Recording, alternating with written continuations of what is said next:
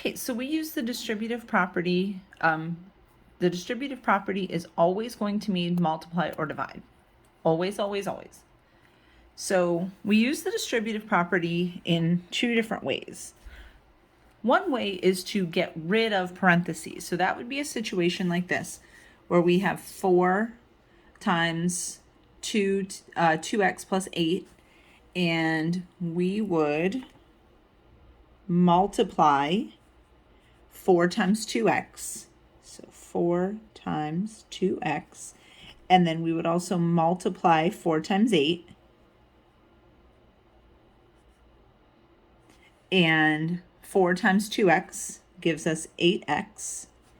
And then 4 times 8 is positive 32. So we would get 8x plus 32. And if I wanted to check my work on that, I'm going to just pick a number. Let's say make x equal 0. I always like 0 or 1. It's very easy. So if I take my first one and I do 4 times 2 times 0 plus 8, I'm going to do in the parentheses first. 2 times 0 is 0 plus 8. And then that would be 4 times 8. And 4 times 8 is 32. And then if I take 0 and I put it into this equation, or this expression, 8 times 0 plus 32. 8 times 0 is 0. 0 plus 32 is 32. So since I got the same answer for both of them, I know that this expression and this one are equivalent. So I did it, distributing correctly. So here's another one where I have a negative 6. So I'm going to multiply negative 6 times 4x. I'm going to put 4x in parentheses so it doesn't look like negative 64x. And then I'm going to do negative 6 times negative 3.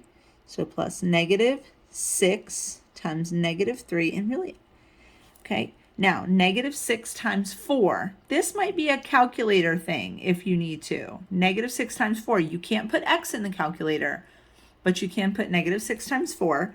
Negative 6 times 4 is negative 24x. And then negative 6 times negative 3. Two negatives come out to be a positive. So that would be plus 18. So again, I can check the same way. I'm going to check by making x equal to 0. I'm going to take my first expression, negative 6 times 4x minus 3, and I'm going to replace the x with a 0. And that gives me negative 6 times 0 minus 3. 0 minus 3 is negative 3. And negative 6 times negative 3 is positive 18. And then if I take the same, or my second expression, and I replace that x with a 0, negative 24 times 0, anything times 0 is 0, plus 18, and that gives me a positive 18. So that means that we did our distributing correctly. Okay, so now the other thing that we can do is we can factor to add back parentheses. So let's look at an example like 4x plus 8. Okay, so I want to find the greatest common factor of 4x and 8. So in other words, what number multiplies to give me 4 and multiplies to give me 8? So you might do this in your head, but I'm going to do this out on paper for right now. So I get 1 and 4, and then 2 and 2. So I can get rid of that duplicated 2 right there. And then 8, I have 1, 8, 2, and 4.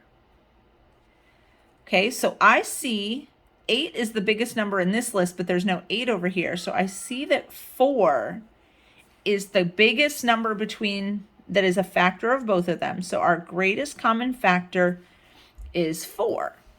So what I'm going to do is I'm going to go over here and I'm going to divide each one of these by 4. But because it's not an equation, I can't just make the 4 disappear. So what I have to do is I've got to put the 4 out here. So my 4 that I'm dividing by comes out here. 4 divided by 4 is 1x, and 8 divided by 4 is going to give me plus 2. And then we talked about how the 1 needs to be invisible. So 4 times x plus 2.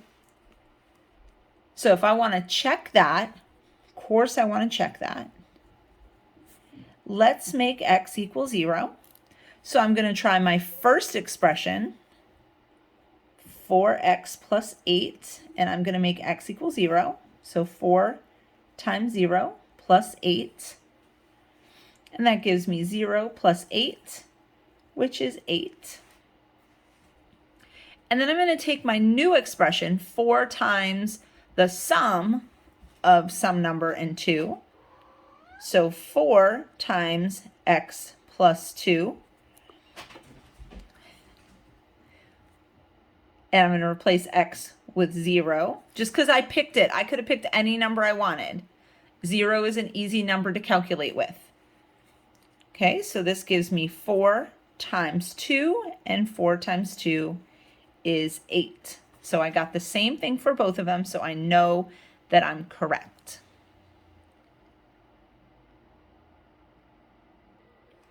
Okay, so let's find another one. So we want to find the greatest common factor, of 9 and 12. Okay? So I know that I can do 1 times 9 or 3 times 3, and I can get rid of that extra 3. And to get 12, I have a lot of factors of 12. I can do 1 times 12, 2 times 6, or 3 times 4. Okay, so 12 is my biggest factor over here, and that is not in the list of factors of 9, so I can get rid of 12. 6 is the next biggest. It is not in this list either, so I can cross that out. 4 is not in either list, so I can cross that out. But here is 3, so notice I'm going biggest to smallest. I'm going biggest to smallest, so I see that 3, okay, this is my pathetic little cat. Sorry. So 3 appears in both lists. So I'm going to divide both numbers by 3. But remember, because this is an expression, I can't just I can't just divide by 3. I've got to move the 3 around. So I'm going to move the 3 outside the parentheses. 9 divided by 3 is 3, and I bring down the x. This was negative 12, so minus 12 divided by 3. 12 divided by 3 is 4. And so my factored expression is 3 times 3x minus 4. Okay. Now, sometimes you need to be able to factor out a negative number. And if this first term, if that first coefficient is negative, you want to go ahead and factor the negative out. So I know that whatever I put here in parentheses, my front number up here is going to be negative. So I need to do the greatest common factor of 10 and 5. So 10, I can do 1 times 2. Or sorry, not 1 times 2, 1 times 10. And 2 times 5. And for 15, I can do 1 times 15 and 3 times 5. So I see right here that 5 is the biggest number in both. So the greatest common factor is 5. So I'm going to go ahead and divide out but I'm going to divide by negative 5. So negative 10 divided by negative 5, that might be something that you put in your calculator. Okay? Negative 10 divided by negative 5 is going to be positive 2. So out here I've got 5, and this will be 2x, and then positive 15 divided by negative 5, I should do that. That's going to be negative 3, because 15 divided by 5 is 3, and then you have one opposite. So that is going to go in here, minus 3. Okay, and I can do the same thing I did with the other problems to check if you're not sure. Go ahead and put a 0 in there and see what happens. If I make negative 10 times 0 plus 15, again, gives me 0 plus 15, which is 15. So I'm checking here. And I'm going to make x equals 0. And then I take my new expression, negative 5 times 2 times 0 minus 3. Well, negative 5, 2 times 0 is 0, minus 3. That's a parenthesis. It got a little away from me. Negative 5 times negative 3. This is the opposite of 5 times 3. So 5 times 3 is 15. One opposite makes it negative. The other opposite makes it positive. So positive 15 and positive 15. Okay, so here's another one. Negative 3b minus 21. So we're going to factor out the negative for sure. So I'm going to put my negative up here. I don't know what number it's going to be yet, but I'm definitely going to put that negative up there because that number is negative. All right, so now to find the factors of 3, so that's 1 and 3. And then the factors of 21. 21 is kind of a big number, but it only has a couple of factors, 1 and 21, and 3 and 7. So 3 is the greatest common factor. So I'm going to divide by 3. So I put that 3 up in front. 3 divided by 3. So we're actually doing negative 3. Negative 3 divided by 3. Negative 3, I mean, is 1. So 1b. And then negative 21 divided by negative 3. Negative 21 divided by negative 3. Put this in your calculator if you need to. Is going to give me positive 7. And then I need to make that 1 invisible. So my new expression is going to be 3 times b plus 7. Okay, so when it comes to fractions, you can actually divide anything by fractions, or you can divide by any fraction and just get another fraction as an answer. So it's hard to pick the greatest common factor. So instead of having a greatest common factor, you're just going to be given the fraction. So factor out 1/2. So I know that 1/2 is going to go up here in front of my parentheses. Now, I've got to divide each of these things by 1/2. So I'm going to do 3/2 divided by 1/2. And I know that what I do is keep reciprocal. Change reciprocal. So 3/2, I'm going to keep that. I'm going to change the division to multiplication, and I'm going to flip over that fraction and make it 2/1. So I see I've got a 2 on the top and a 2 on the bottom, so I can cross those out. What I'm doing is I'm dividing out a 2 before I multiply. So that gives me 3/1, or just 3. So this first one is going to be 3a. Now I have to do 5/2. So I'm going to do 5/2 divided by 1/2. And so I'm going to keep 5/2. I'm going to change to multiplication and I'm going to multiply by the reciprocal. So I'm going to show you why I did what I did there. So see how I have a 2 on the top and the bottom?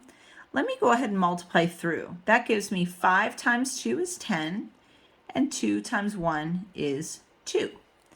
So I have 10 halves. I can simplify and divide them both by 2 and get 5 over 1. So I can either do that after I multiply or I can do it before. But the result is still the same. It's just 5. So this 5 halves, when we divide out 1/2, becomes plus 5.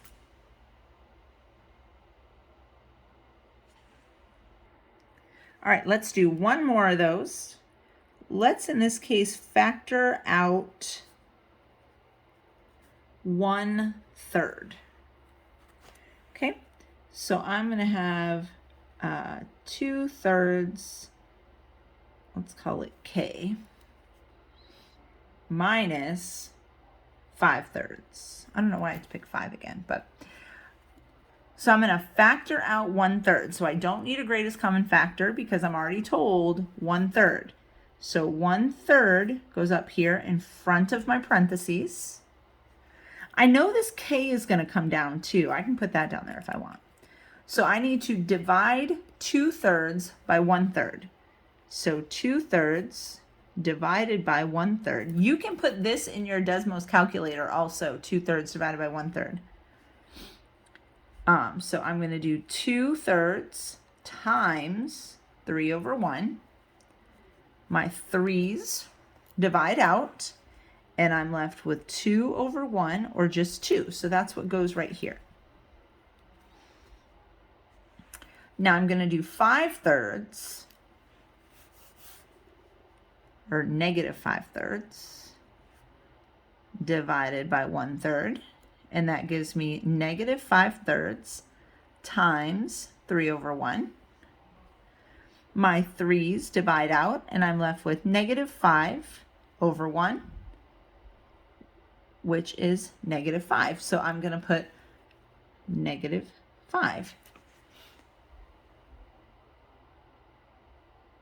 Okay, now where this becomes useful to you all, this is a simple practice, but where this becomes very useful to you all is when when you come up into like algebra and you have an equation or an expression that's written like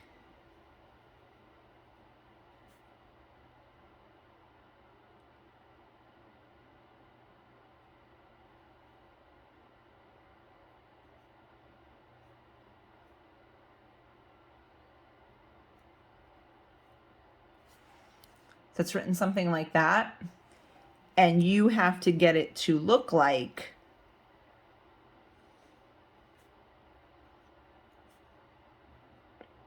this here. So you factor things and distribute things, or eventually you're going to get it to where you can take an expression that looks like this